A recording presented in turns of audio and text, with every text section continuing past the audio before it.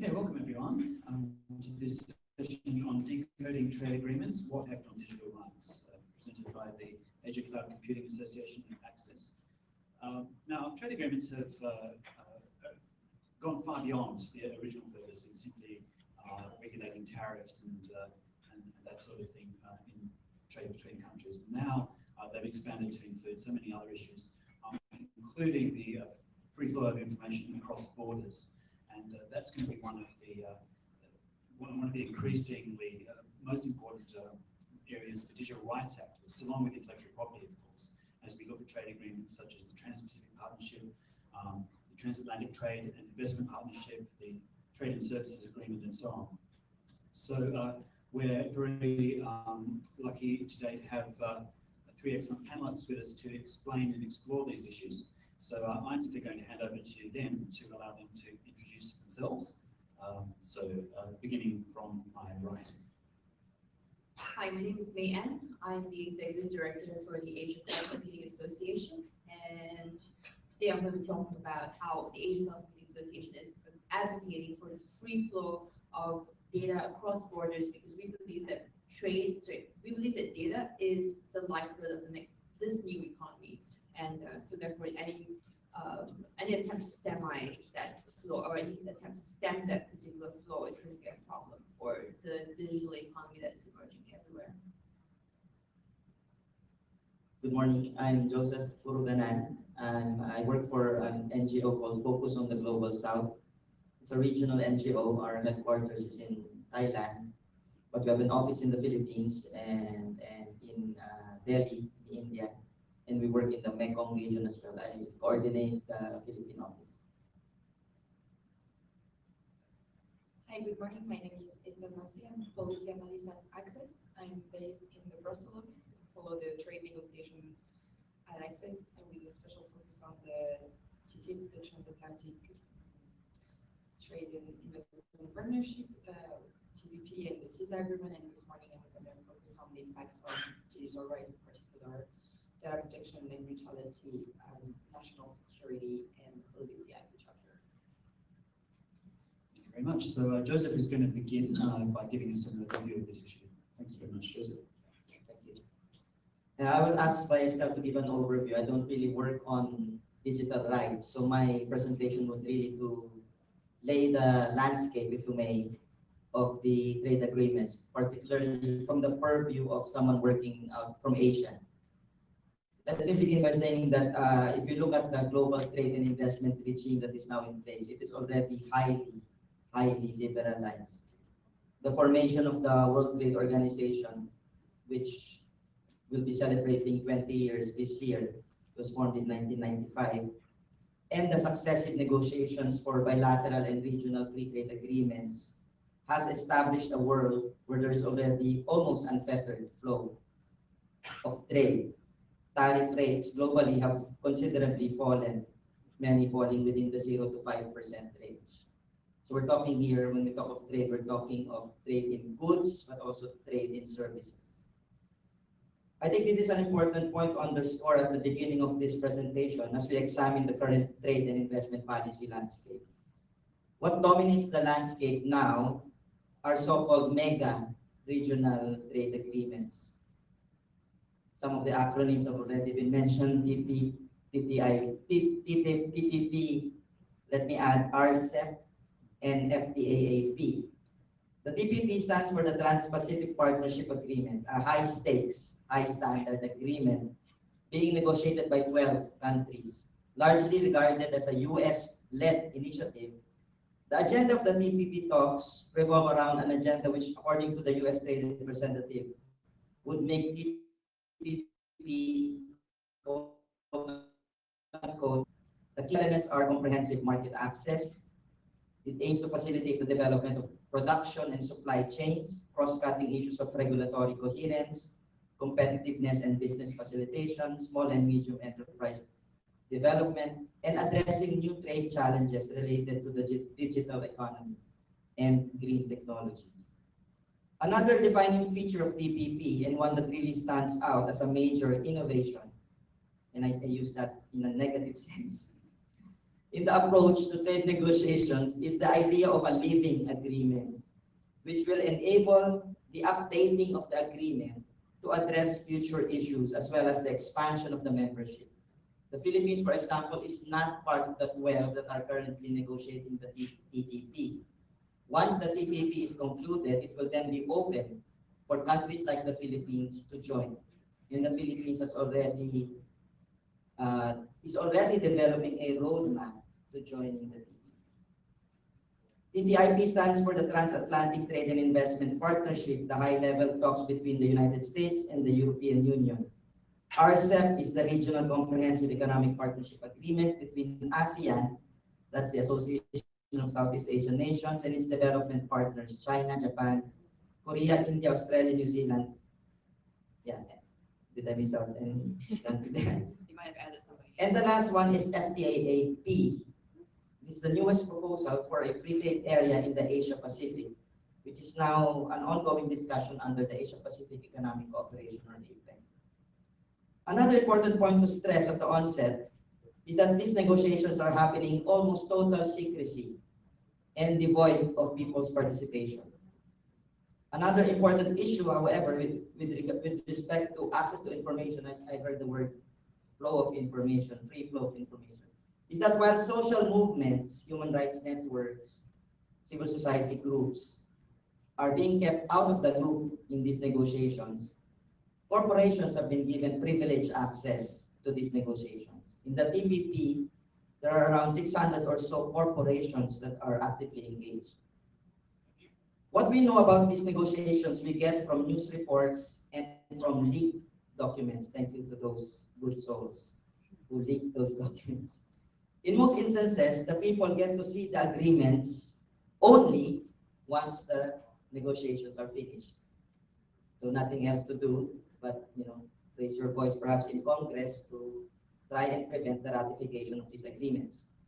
So what are these negotiations really about, and whose interests are served by these agreements? The launch of the TTIP talks in 2013, now touted as the biggest trade deal in history, to me signified an intensification of a de facto turf war among the trade superpowers. The United States, the European Union, and China all aggressively pushing their geopolitical, geo-economic agenda within their respective regional platforms or networks of free trade agreements. The sizes and strengths of these economies under these mega trade deals are huge, therefore the impacts would definitely be global. To a large extent, these developments in the FTA front are also motivated one way or another by the desire to get a slice of the action right here in Asia. There's been a lot of talk about Obama's Asian pivot in the military sense, the shift in US foreign policy aimed at refocusing on Asia, and the underlying motive of counterbalancing China's power and influence in the region. On the economic front, we see the TPP and TTIP to a certain extent as part of the economic pivot to Asia. Asia is valued for its raw materials. Countries like Cambodia, Laos, and Myanmar, for example, are already starting to ease restrictions on foreign ownership and control of land, water, and natural resources. And there continues to be a mad scramble for control over these resources. As a result, we see increasing conflict over these resources, pitting communities against corporations, with governments, unfortunately, taking the side of transnational corporations to protect investments. We see rising human rights abuses, killing of activists, of indigenous leaders, human rights defenders, and criminalization of dissent. Asia is also eyed and targeted because of its large number of state-owned enterprises, or SOEs, that contribute anywhere between 15% of GDP in the case of Singapore and Malaysia, to as high as 30 to 38% in the cases of China and Vietnam, respectively. There is now an agenda to reform the governance and corporatize these SOEs. And finally, Asia is valued in the equation because of its growing market. Many of the countries in East and Southeast Asia continue to experience high growths from 3 to 6%. The same holds true for the e-commerce market, as I learned. Southeast Asian e-commerce market, for instance, is valued at around $22 billion US, and with potential to expand further. What are these talks really about? What are these talks? Who gets to set global rules is really what these talks are about. And so we must view these agreements as instruments to establish these rules and standards. The United States and Europe are pushing their own values and principles of rules-based market economy, of liberal democracy, as a way to counteract China's own trade agenda. The logic is that China's competitiveness rests on its monopoly control, quote unquote, of minerals, rare earth, its depressed economy, or the power of state-owned enterprises. And compelling China, therefore, to conform to the rules set by this transatlantic alliance would tame China's aggressive agenda. China's perspective, on the other hand, is that it understands that this is the new normal and it understands the new dynamics and aims to be a leading part of it rather than being isolated from it. So in essence, what we are seeing is a clear jockeying for position as to who will define the rules that are critical to protecting competitiveness, but also ensuring long-term economic dominance.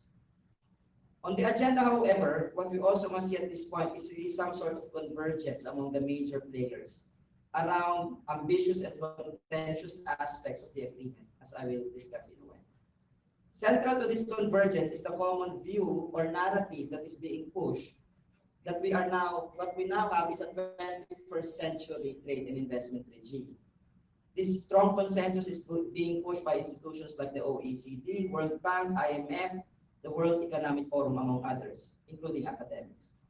The argument is that under a highly liberalized regime, the trade and investment challenges are far different from the challenges we currently have. Whereas the emphasis before are to liberalize markets, to reduce tariffs, and later on locking in trade policies under free trade agreements. The concerns now revolve around sustaining and deepening trade openness and fostering connectivity under global production chains and harmonization of rules.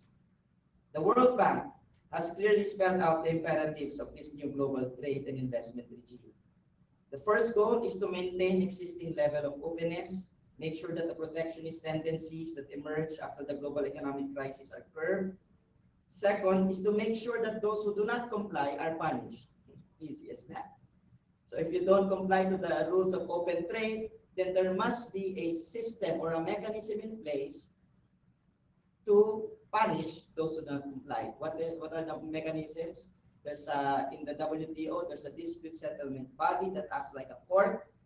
And in many of the free trade agreements, there's a provision called investor to state dispute settlement that gives corporations the power to sue governments over policies that they deem to be countering their objective of higher, more profits.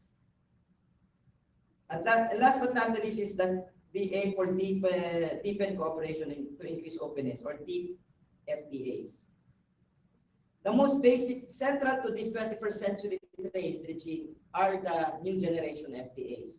And the most basic thing to understand, was underscored already, is that these are not just about trade anymore. They encompass a whole range of economic policies that push for market liberalization of goods and services, stronger and more restrictive intellectual property rights, e-commerce, but also the easing of restriction on investments and greater investor protection. These agreements push for greater connectivity both in terms of infrastructure and technology. These agreements lock in economic policies to terms that serve the interests of transnational corporations and the global production network.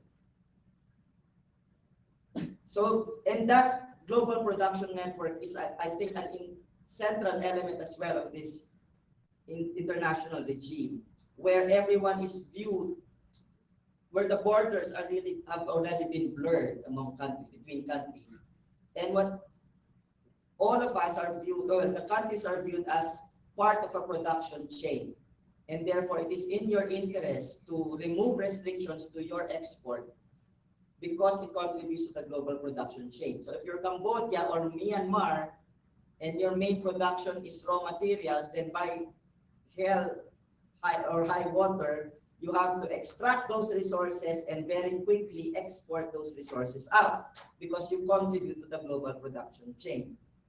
Who dominate the global production chain? Transnational corporations.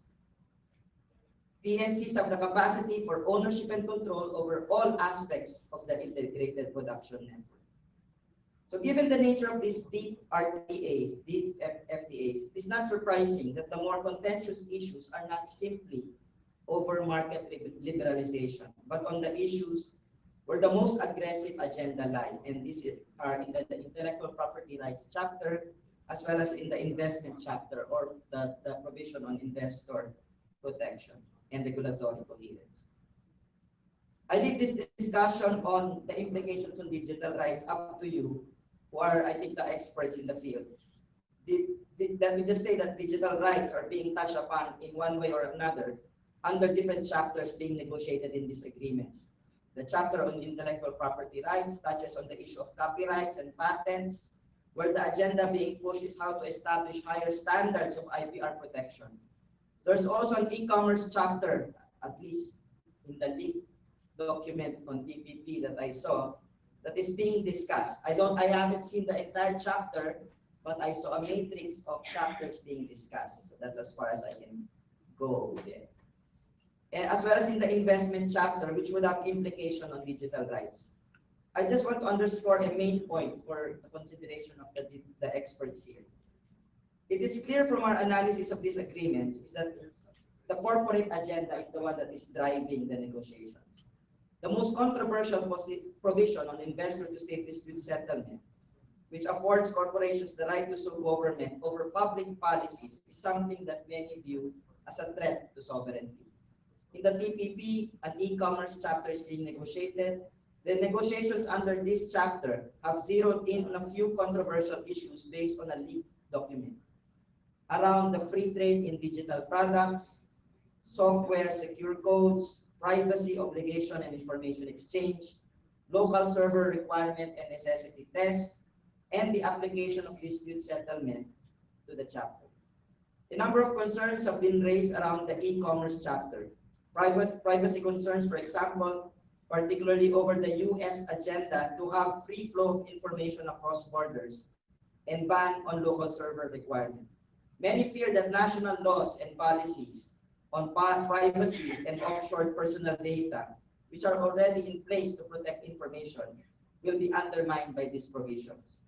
These provisions are being pushed within these trade agreements under the guise or the name of free flow of information, which is ironic considering the lack of transparency and access to information that characterize these negotiations. So we have to really take note whose freedoms, what information, for whose benefit are being negotiated here. Will these provisions within these agreements promote rights of the general public, or are they really meant to protect the interests of e-commerce or cloud companies over people's rights and welfare? Let me conclude by saying that these are broad agreements. The main challenge is how to confront these agreements, how to confront the increasing corporate and elite capture of economic policies underpinning these agreements. The main question is how we build up our own power to confront this corporate agenda. The stakes are high. Do we want the corporate agenda underpinning these agreements to dominate and rule our world, or do we want to push this agenda back and regain control of our power to define our own destiny? Thank you. Thank you very much, Joseph. That was not only a very useful overview of the area, but also a very useful trenchant criticism of the whole process. And I think gives us a lot of room for debate. In fact, we may hear a different perspective from our next speaker on some of those issues. So I'm going to pass the microphone over to Mayan Lim from the Asia Cloud Computing Association, who's going to address the workshop now. Thank you. Well, that was certainly a very spirited and forceful, passionate critique of the whole entire situation. Really what I wanted to talk about, I am a representative of those corporations whose agenda is apparently being pushed on the TPP. Could you ask me exactly? Could you ask me exactly how many negotiations I've actually sat in on? The grand total of 0. I'm not quite sure how I'm actually pushing the agenda, or at least I'm not sure how my companies are actually pushing that particular agenda. And I think that a lot of the negotiations, as you yourself have said, are closed door and are ruled generally by the trade ministers, if I'm not wrong. I've attended exactly 2 Trans-Pacific Partnership discussions, and we were part of all things. We weren't even given, sorry, I was part of the civil society's pass that allowed us to go in and not even sit in on any of the sessions, but rather to have our little own section where we were presenting our agenda. And if we were so kindly graced by some of the ministers who were part of the discussion, they might swing by and listen to our discussions. But we weren't, definitely, at least that's not from my point of view, we weren't pushing a particular agenda.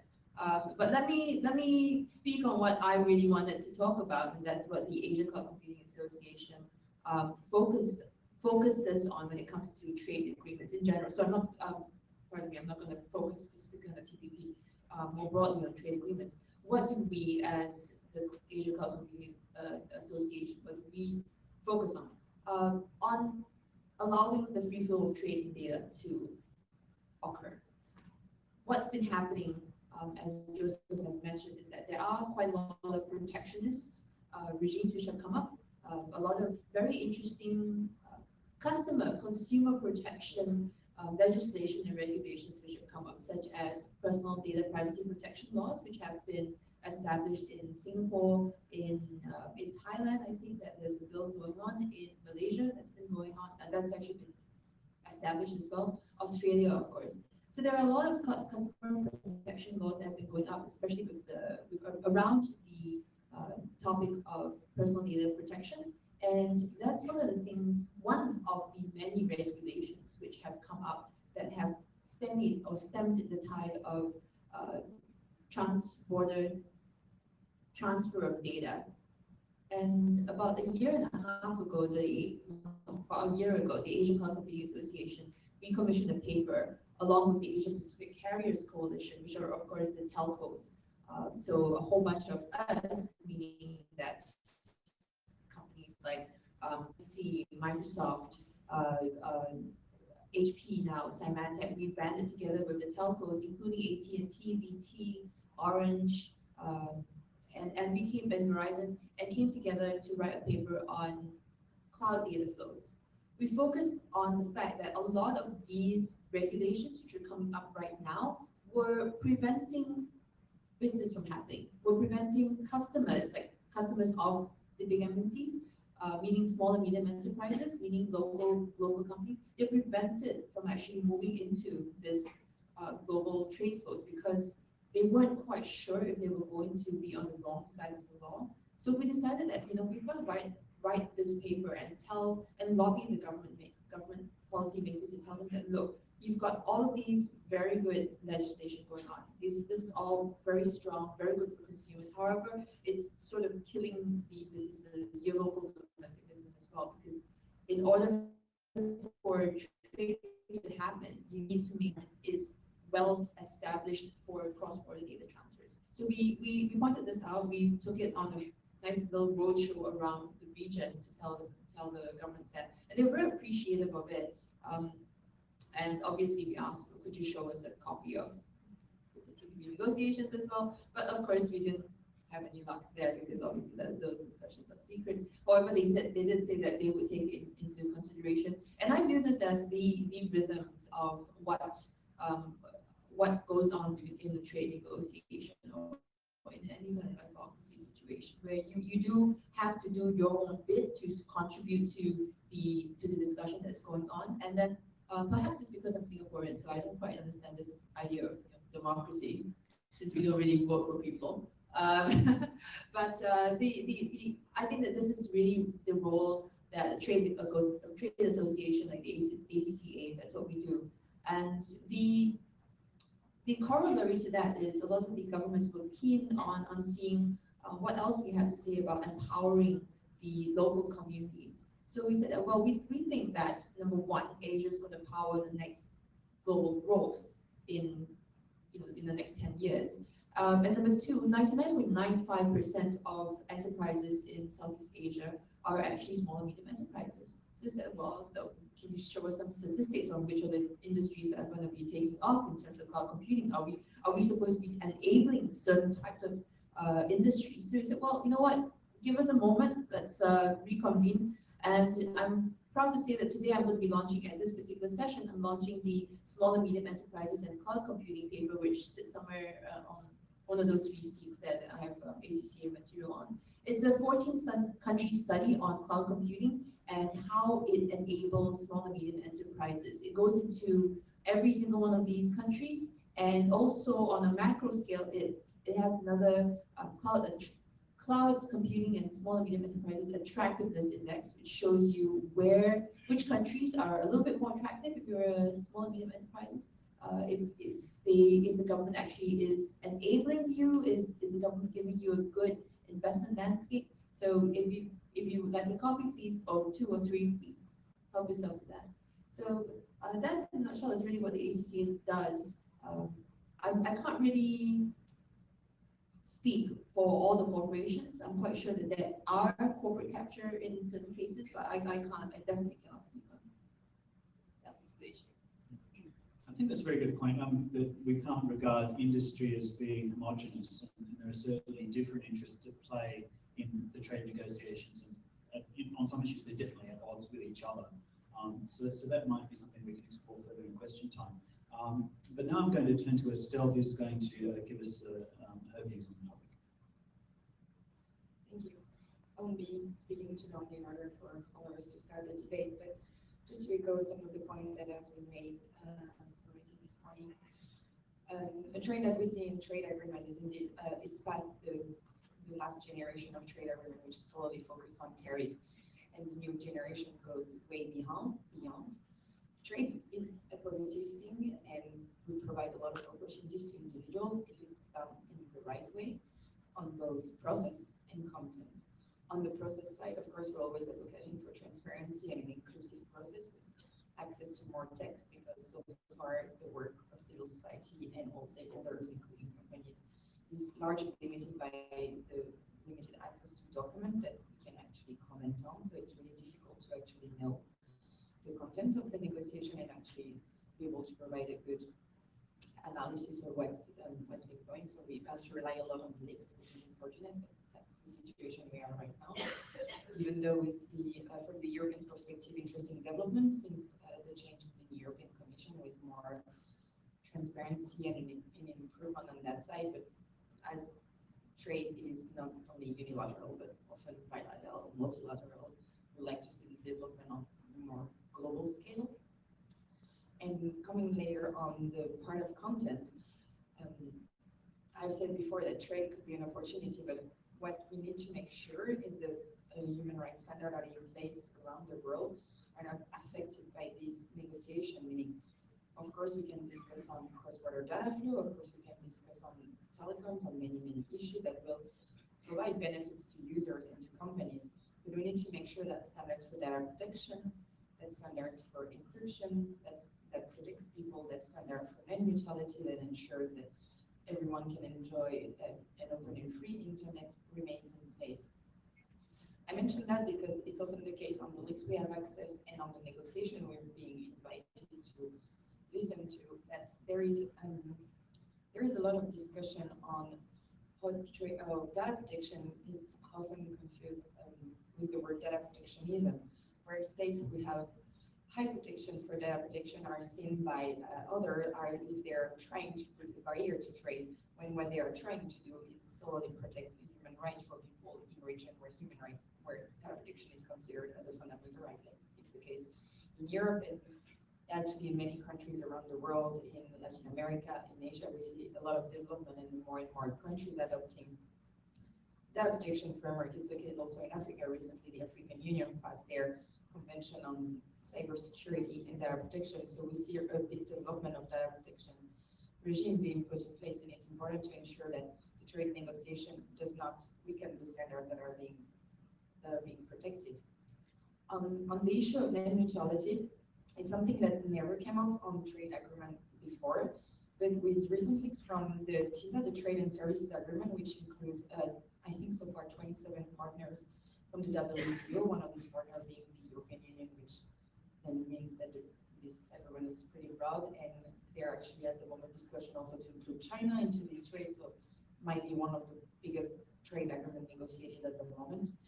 We've seen that not within the telecommunication chapter, but within actually the e-commerce chapter, some provisions were made in order to allow differentiation on services, on the delivery of services over the internet, which could affect net neutrality legislation that exists around the world, in Chile, for instance, in the Netherlands, in Slovenia, in Canada, etc. Many countries are actually looking at this issue at the moment. So it's really, what's really important also with trade to understand its both part on the content and the context here is the negotiation, of course, often happen at the same time as legislation protecting human rights being discussed in a country, and that affects a lot of the negotiation both on this legislation and on the trade. To take the example of Europe, which is closest for me, the trade negotiation on the TTIP with the United States is being extremely complicated and extremely controversial because Europe is at the moment negotiating a new law on data protection, a legislation on net neutrality, and it just started the process of the review of the copyright framework. It's therefore very complicated to engage into trade negotiation discussing those matters when at EU level, within the whole 28 country, we haven't agreed on our own standards.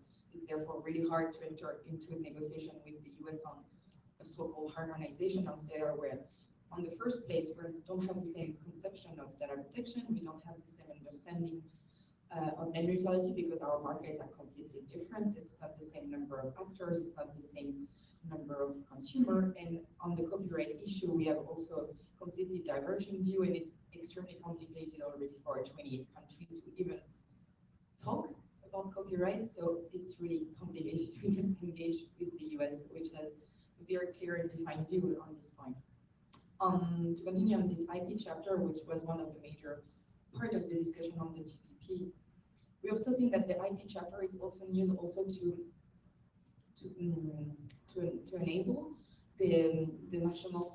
some national security provision. For instance, in the TPP, there were a very controversial provision that was put forward that would require ISP to actually actively monitor the content being delivered by users in order to make sure that they're not doing any criminal activity or copyright infringement. That will actually not only that is being made in order to stop copyright infringement, but it will actually have a really chilling effect on people, putting them under surveillance because it requires ISP to monitor the content and have deep packet inspection on what the user are actually doing. And to continue on this national security perspective, since the Snowden revelation, there is a big lack of trust between partners when negotiating with the US, and this actually needs to be addressed in order to have a clear and open and frank discussion with the US. That's something we're always mentioning in Europe when we're discussing. You know, if you want Europe to trust the US as a partner, we've been partner from the US for a long time, and we have similar views on many points, but we really need to address this issue of mass surveillance. We need to have remedy for the non-US citizen in the US in order to be able to file lawsuits when there is abuse of this program. We need a true reform of mass surveillance in order to stop it. We need a reform of surveillance globally, both by government and by company. And if we do not address this issue first, there will be still this problem of trust that can actually undermine all the trade agenda globally. And then we see within the text that there is actually national security measures that are being pushed that undermine some of the measures that countries are trying to take in response to the Snowden revelation, because they realize they're vulnerable, and not only the US government is spying on them, but also their allies. So it includes also our own government. So we're trying to put measures not only to protect us from the NSA, but also the GCHQ, the DGSA, and all the allies. So it's important to ensure that, of course, national security is always a matter of states, but we don't have to push surveillance through the trade, because we've seen the impact of surveillance, the impact that it have on fundamental rights, and the reform of surveillance needs to be addressed soon if we want the trade negotiation to succeed. And I think I will stop here and very much, Estelle. And I've realised that I neglected to introduce myself at the beginning. So my name is Jeremy Malcolm, and I work for the Electronic Frontier Foundation. And one of the issues which I do deal with is trade agreements and their impact on digital rights.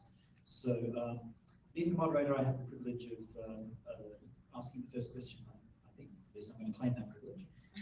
So I'm going to direct this to Mayan, and it's about where you would draw the line between legitimate data protection regulations and what you may see as an illegitimate infringement on free trade. So I will start with the example perhaps of local hosting mandates. So if there is a country that has a law that requires certain types of personal data to be stored within the country on servers that are hosted there, the argument is that that may be necessary to protect that data from interception, perhaps under foreign governments, by foreign governments or even by other corporations on overseas networks.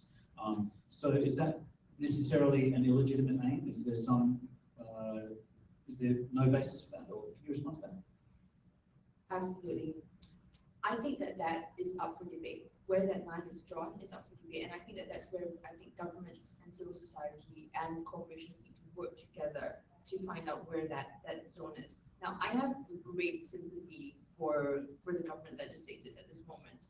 A lot of them were trained in international studies. They were trained as politicians, and for them to be making trade agreements around technology, that often stretches the capacity of government officials just a shade too far.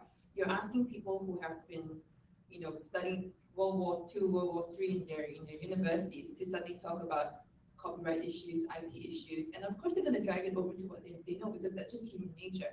Now, the ACC, we just came back from India. We were in Bangalore a couple of weeks ago because we wanted to start this debate from ground up. And we held a discussion with the industry to say, hey guys, we want to hear from you what exactly are some issues which are faced in India when it comes to policy making, when it comes to decision making. So they said that they identified exactly this. They said the government policy makers, they're making all of these very strange rules around data residency, and they are not quite they're not quite cognizant of the impact that it will have on people like us and the people around us, meaning Indians themselves. So they said that the government needs a trusted partner, which should not be a corporation. It should be some sort of a think tank or a research institute that can help advise on matters that have to do with technology, or have at least a technical partner that they can a trusted technical partner that's a neutral party that can advise on these issues. So to answer your question directly, where do we draw the line? I think that governments themselves need to decide where to draw the line. It is their job to do so. That's the purpose of government, to actually govern. So how do they govern? I think that goes into a wide myriad of different types of governance structures. Singapore, Philippines, different types of ways in which they engage. That discussion needs to start. I think that the government needs to find a way to bridge that technical knowledge gap before they can actually really answer that question. So I think that that's where the line should be drawn. It should be drawn with consultation. Where it will ultimately lie is a matter of debate for each different country to start the discussion. And just to add on your question, actually, well, not from the government side, but that's something actually gets something which is key in a lot of trade agreements that are being discussed at the moment. And I think there is a difference to be made between forced data localization, which is the types of forced data localization that is being proposed, for example, in Russia, Vietnam, and Nigeria, which every content, everything that goes through the internet needs to be stored locally. And data localization requirement for data protection purposes, which include only a limited portion of data that needs to be stored in order to ensure a high data protection standards. That requires to be for some time or even located in a specific area, but this data can be transferred under a variety of if some requirements are being met. So it's not, for example, with the EU example, sensitive data are supposed to be stored within the EU, but then we have agreement with a lot of variety of countries, including the states that under a specific process, if some requirements are being met, this data can be transferred. So yes, the data is preferably stored in Europe to ensure high standard of data protection, but this data can be outside, just for data localization, which require everything to stay and remain in one place. Yeah, but that's exactly the point, because if you look at the language that is coming out of places like Vietnam, places like Indonesia, if you're looking at the legislation that's coming out, they are so vague. It is the language from Vietnam is all public services should have their data stored within Vietnam. It should not be there, and it's that broad. And I look at the language and I'm like, I don't really think that this person who wrote the sentence actually knows what they're really asking for. And it's the same with some of the legislation from India, which came out about a year and a half, almost 2 years ago. In India, when data residency, when this discussion around data residency coming out in Southeast Asia, the legislation from India said all email that is transmitted from one Indian to another Indian, that email has to remain in India.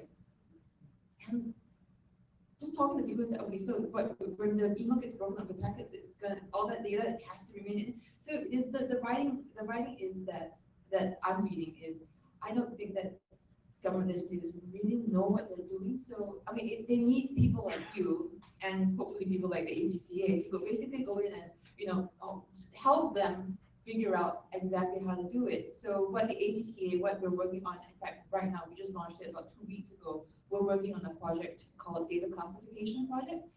It is a way in which we can classify certain types of data so that they can move over borders easily. So we've seen some of that type of classification be happening. Financial data is classified.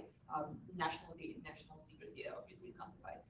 We've got credit ratings, for example, a great example of how classified data can move within very strict parameters of secrecy and encryption, how to move it over border to border. So we're working on the data classification exercise where we can say, maybe this is one way to go, high governments, maybe this is something that you'd like to consider. And we're trying to be helpful partners in that discussion. So I'm going to turn to the panel, to the floor in just one moment, but I'm also going to give Joseph one more bite at the cherry since the other panelists have spoken again. So do you think, Joseph, that there is any legitimate role for internet policy to be dealt with in trade agreements, or are trade agreements the wrong vehicle for this? Like I said, I'm not an expert in the field, but working for so many years on looking at trade agreements, as you said, it has morphed from a simple agreements to regulate tariffs and to a more all-powerful instrument already. And there are discussions several years back to include labor standards, environmental standards. And I think in this case, I agree with the discussion. There are certain technical expertise that are really far beyond the capacity of or competency of trade negotiators. But in response to that earlier question, I think we have to look at the whole way by which trade negotiations have proceeded, really, in almost total secrecy and lack of public participation. So we have to address those concerns, whether you're discussing issues pertaining to fisheries, for example, or whether you're discussing digital technology or e-commerce. We have to address those fundamental points, fundamental weaknesses in the way trade policy in general is being formulated.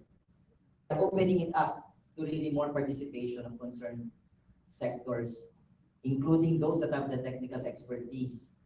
So that's a long answer, but I think because it is such it's a new field, and now I see more dangers in including it in under the purview of trade agreements, especially since, as I said earlier in my presentation, it has already, that the trade negotiation, trade policy has already been captured really by corporations. So if we want that aspect to be captured by corporations, then what the hell, let's include everything. Thank you very much. So we have about 25 minutes for questions, and I thought I saw a couple of hands up. So can we pass the microphone? Ben and Alice are raring to go. Hey, my name is Ben. I'm from Google. So given the process concerns with the actors at the table, the level of transparency, and the specifically those two interests. I want to get really specific about the specific harms that we're most concerned about outcomes for the ICT sector specifically. I'm a zealot for the free flow of information. I think it's great for people's rights, and it can be great for helping small and medium businesses as well. I'd like to hear if you have any specific examples of the tangible harms that folks who are watching trade this panel are most specifically concerned about regarding human rights.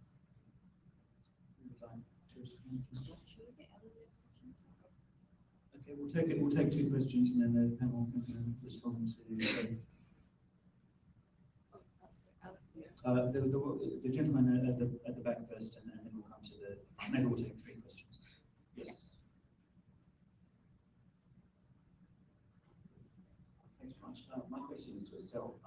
You have raised a lot of roadblocks between the EU and the US. Does that mean that the EU is you would consider the biggest stumbling block to the passage of a legislative mediation and also what do you consider the progress of these agreements to be? Are they falling over roadblocks?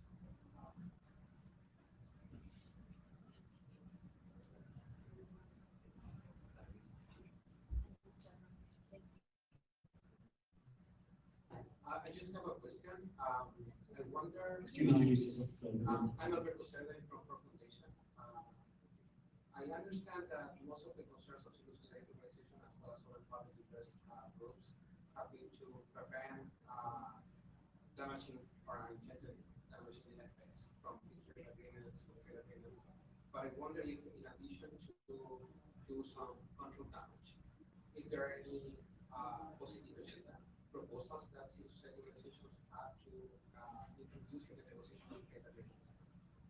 So I'm going to give all the panelists a chance in turn to respond to those questions. Thank you for the question. To the first question on specific examples, like I said, there is limited access to document, but on the basis of the few documents we did have access to, we see three specific threats on data protection with the opening of data flows, but that would require the EU level of data protection to decrease. With net neutrality, that would actually contravene even the new FCC decision and the development of net neutrality in many areas. And on national security, that's the three key elements we've seen. Maybe to be more specific on data protection, it's part of the e-commerce chapter, and the question is really on the fact that even though there is a GATS exception that is usually included on all these trade agreements, which makes privacy an exception, and typically when the EU is involved in a negotiation, human rights are excluded, meaning that as data protection is a fundamental right there, fundamental right data protection should not be an addressed issue. But when, of course, you need to talk about data flows, then the limit is clear, because we need, of course, to enable data flow. That's not something really on the table. That's something that's happening at the moment, and we should allow. But we need to make sure that these standards remain. And even though the text mentioned a GATS exception, then they also said that the member states should adopt the least burdensome measure in order to protect those rights, which actually prevents some states, like at the moment the EU is trying to upgrade its level of protection in order to assure more users to get fully in control of their data, to ensure that each time you provide your data, you need explicit consent that you can control everything that happens with your data and who has access to it. And these negotiations are extremely controversial. There is been already almost 4 years of debate on that. And when we see this negotiation text being pushed in order to ask the EU to adopt the minimal level of protection, then of course that's something that is really concerning for us. Then we have reassurance from both sides that the issue of data protection will not be addressed. But as we said, when you touch on data flow, it's really hard to not include data protection and actually to look in the question from Alberto here on positive agenda. It's true that, as we said, we do not propose trades on the basis. So we see a lot of concern in order to answer these concerns. In the example, for example, of the TTIP, sorry, on data protection, what we are calling for, instead of addressing this issue of trade agreement, which we believe data protection is not the forum, the trade agreement is not the forum to discuss data protection, we're actually asking for a rather thorough review of the safe harbor agreement, which is actually in the review process also at the same time with the negotiation, in order to address this issue, because data needs to be transferred in a secure way in order to ensure that users know what's happening with their data. That should not be made in a trade agreement because it's really difficult to reassess always trade agreement, but that should be addressed through the mechanisms that are existing and are at the moment have been identified as problematic, such as safe harbor. So there is positive discussion at the moment with the US on that side, and the discussion should be strengthened on that point. So in terms of it's a positive agenda, saying yes, it's an issue, but take it out of trade and put it on the context where we are actually focusing on data protection, where we have data protection experts, and where we can make sure that these data are actually going to be protected. On your question, oh yeah, the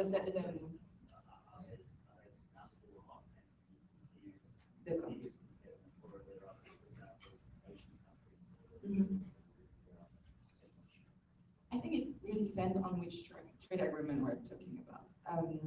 At the moment, I would say from a US perspective that the TPP is the most controversial and discussed agreement.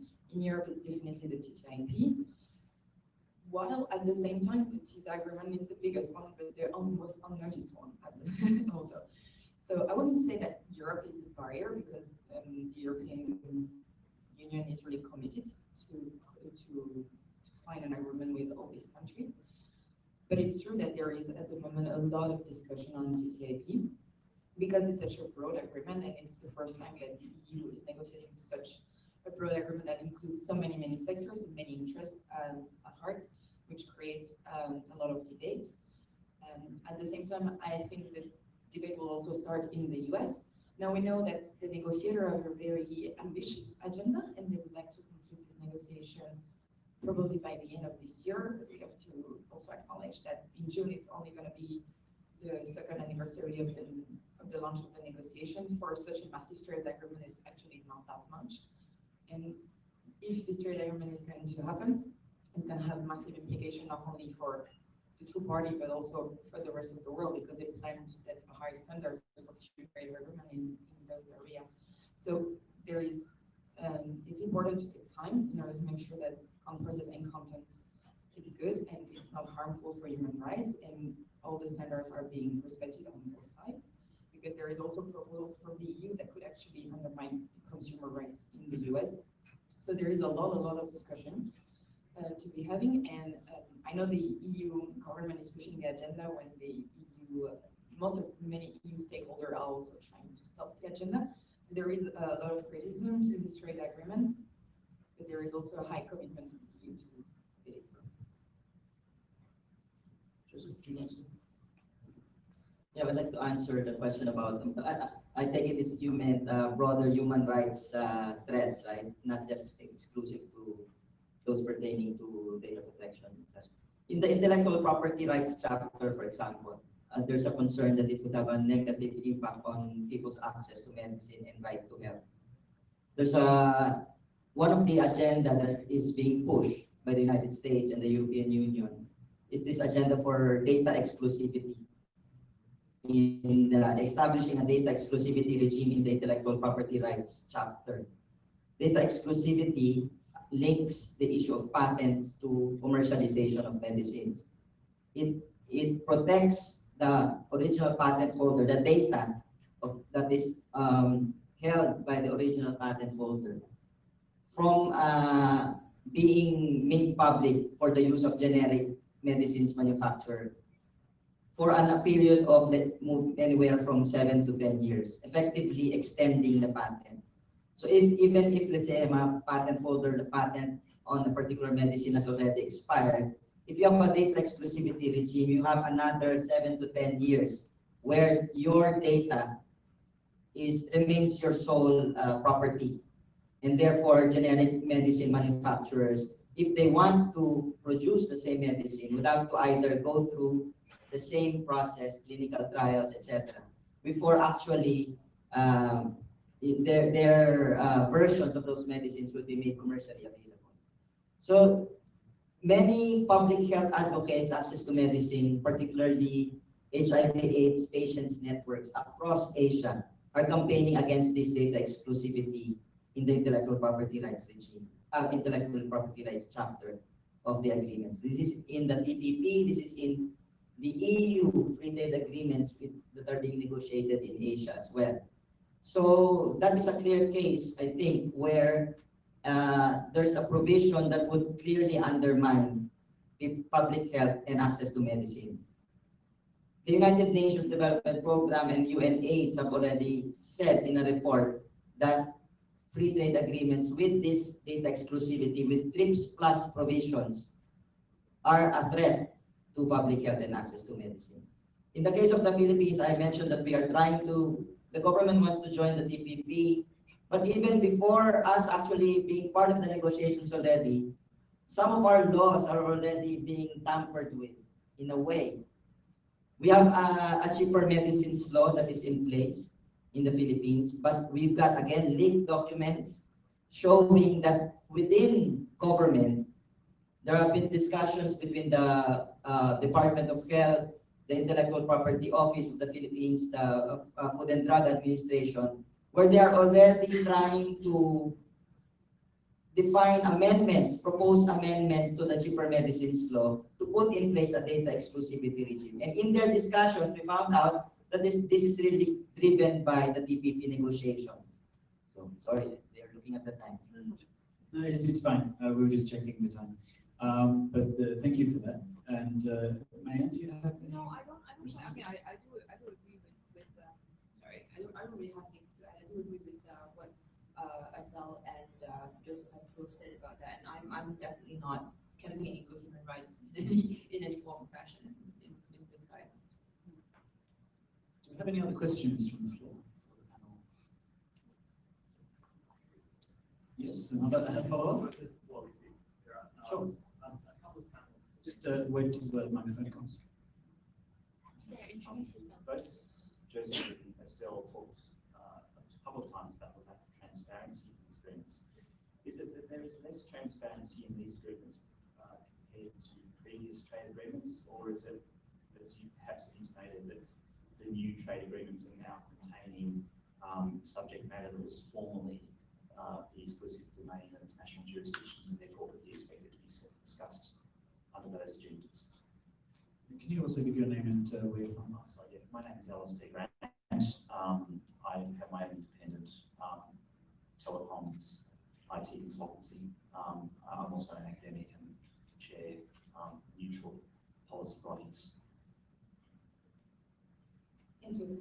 Yes, it's actually a very good question. The lack of transparency we refer to is especially on the fact that trade agreement, in the case, again, of the EU, when in place, overrule what we call secondary law of the EU, meaning all the legislation that are being developed in the EU. The EU treaty are above, but the trade, and it's a trade agreement, and it's the legislation developed by the EU. So when we talk about this lack of transparency, it's in comparison to the legislation being developed in the EU, which the process could, of course, always be improved, but all the time there is an impact assessment, a consultation process, publication of the draft, comments from stakeholder, publication of amendments, comments from stakeholder, etc. It's a whole transparent and inclusive process that we would like to see repeated on the trade agreement because it will have such a big impact on actually all our legislation. And we feel like people have the right to know what are going to be the rules that are going to be in place legislation on all sides of the agreement, not only for one side. It should be also if the EU citizen gets access to those documents, the US citizen and the US civil society and the US companies and all the stakeholders should have the same access to the document. We understand that it's of course complicated in matter of bilateral discussion because of course you don't want to reveal all your cards, but this is really rules that are going to govern the people, the companies in the future. Therefore, we should have a right to know what's coming up. First, for companies to know what's coming up in order to prepare, and also for citizens to make sure that these rules are not going to affect the legislation in place at the moment and the interests they've been fighting for are going to be protected. Anyone else would like to respond to that?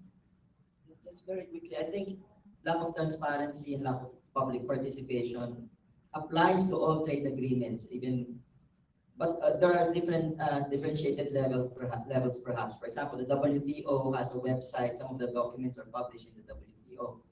But in the case of the bilateral agreements, you don't really have access to the actual documents until, like I said, the negotiations are done, and then you go to bilaterals.org and it's published there. So it's an issue raised by civil society for many years. But now it's gotten so much attention because precisely the big players are now negotiating. And so all the attention when US senators complain against the TPP negotiations going underground, it gets picked up and all of this, what's happening? But it's been a struggle for us, especially in Asia, to ask for information about these agreements and to ask for a seat, not maybe in the negotiating table, but at least to be seriously consulted and our views heard and considered. And as Estelle mentioned, the whole process of trying to define a national negotiating framework, trying to conduct national impact studies, the whole process has to be complied with. What is happening right now is that the negotiators are really, maybe being influenced by some corporations, not all, but some corporations are really defining the text of these agreements and pushing the agenda forward without public consultation. I think that the issues around transparency for the TPP are particularly exacerbated because of the level of access a lot of people now are used to getting when it comes to anything in general. The TPP has been particularly thorny because, firstly, just to give a very easy example, there is no website for the TPP you can find on your own government's website. And there lies the rub, right? Because if you're used to your government giving you the information and you're saying, hey, hold on, the Ministry of Trade and Industry in Singapore doesn't give me any information, I can't get any information. But Philippines, I've got the text there, and they've got the announcements there. And in the US, they've got it. And then you start to wonder, hey, hold on, what's my government hiding from me? And so that paranoia is start to creep in. And so the TPP is a little bit of a victim of globalization and the desire for access. I think that I'm very, very, very worried that the TPP will be not successful, and then the governments will turn around and say it's because we released too much information. Therefore, there was too much negotiation, even though nothing has actually been negotiated. And therefore, it was too noisy, and then use it for legitimizing other discussions that will continue to remain even more severe. And they'll say, well, you remember the TPP completely failed because we told you we told you too many things. So that's my fear. However, I am fairly hopeful that future other agreements and the TPP might be continue to be consultative and continue to open up negotiations for in the space for civil society and for industry groups like us to participate. There are a lot of competing other regulations, or sorry, not regulations. There are other competing agreements that are on the table right now. I am personally a big fan of the Asia Economic Community, so the fact that it's supposed to be coming into effect right now is something which I think is helping to push that discussion along and helping to push the TPP to say, hey, besides the RCEP, of course, which is the US versus China race at the moment. We could actually hold an entire workshop just on the question of TPP transparency alone. But I think it's a very good point that's been raised, that whatever transparency we do have, which is very little, is actually at the national level. So each government has a certain amount of communication that it does, and it consults with certain of its own stakeholders. So a lot of the controversy about business interests having unfair access to the text is because the US government has a set of committees where industry representatives sit, and they do have privileged access to the text in those committees, but that's not something that's been established for the TPP as a whole. And so I wonder, just to follow on from the previous discussion, if any of the panelists think that there is scope for us rebuilding the framework for negotiating trade agreements in a way that is more globally appropriate and isn't based on this piecemeal sort of nation by nation transparency. What do you think? Thank you. Before addressing your question, just to react to a comment that Mehan, actually contradict. I think if TPP was to fail, that would be actually for this lack of transparency and not because it was too open. I think that actually transparency and the trust, again, that issue that I mentioned before, if transparency and surveillance is addressed, if we address the mass surveillance problem, if we have transparent negotiation, then you have both trust and legitimacy in the process of the negotiation, and that would actually help. And the people, that's an argument where the lawmakers are now understanding in Europe and in the US and many negotiations. It's like, people do not trust what we are doing because we're not saying what we are doing. So of course there is many misconceptions that from the moment arise, because everything needs to be kept secret, and each time someone asks a question, it's like, just trust me, I'm doing the right thing. Of course, when you tell people, when governments tell people, just trust me, I'm doing the right thing, it's like, I would like to believe you, but can you please show me the text? I do think that transparency and trust are key to ensure the legitimacy of this process. And then to touch on your point, and actually it continues on what Alberto was asking on the positive agenda, I think there is example of best practices in negotiation that exist and could be adopted on trade negotiation. For example, the example of the Harris Convention negotiation and another from the WIPO Treaty for access to culture for blind people, which the process was extremely inclusive and all the documents were available online for comments for governments. Each time a new draft was coming up, it was also available for comments in order for everyone to see the process of the negotiation and the things that were being added. And these processes have been broadly welcomed by the people, and makes the agreement very legitimate, because everyone, in the end, of course, it's always a consensus, and it's balancing the interests of all the parties, but all the parties really see where everything is coming, everyone is able to trace back, and it brings legitimacy, which is really key on those trades.